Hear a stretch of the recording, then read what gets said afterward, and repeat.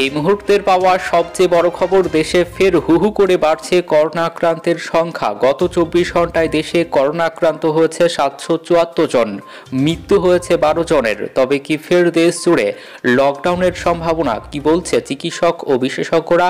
বিস্তারিত জানিয়ে দেব আজকের এই ভিডিওতে। তো অবশ্যই ভিডিওটি সম্পূর্ণ দেখবেন।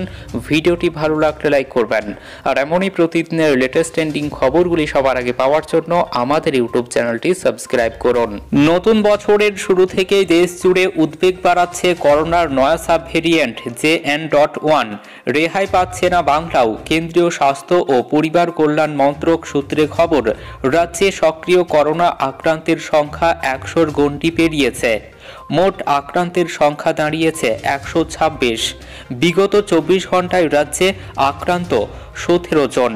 স্বাস্থ্যমন্ত্রক সূত্রে খবর, দেশে গত 24 ঘন্টায় নতুন করে করোনায় আক্রান্ত হয়েছেন 774 জন।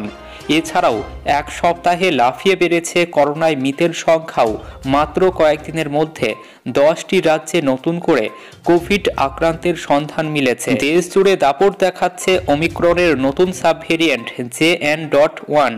বিশেষজ্ঞদের দাবি, এই সাব ভেরিয়েন্টের ধাক্কায় বিশ্বজুড়ে দেখা দিতে পারে হৃদরোগের মহামারী, হতে পারে স্ট্রোকও।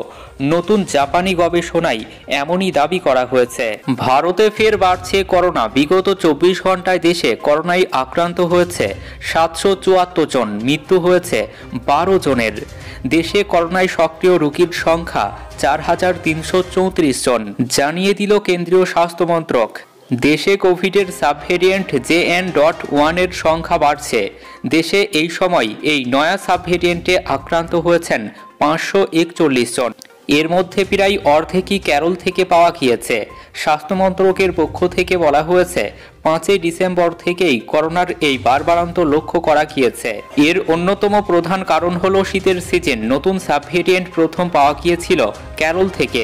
এখনও নতুন সাব ভেরিয়েন্টে আক্রান্ত হওয়ার খবর বেশি করে মিলছে। তবে এখন সকলে আতঙ্কিত না হয়ে সতর্ক থাকার পরামর্শ দিচ্ছেন কেন্দ্রীয় স্বাস্থ্য মন্ত্রক। এই ছিল এখনকার মতো খবর। ভিডিওটি ভালো লাগলে লাইক করবেন।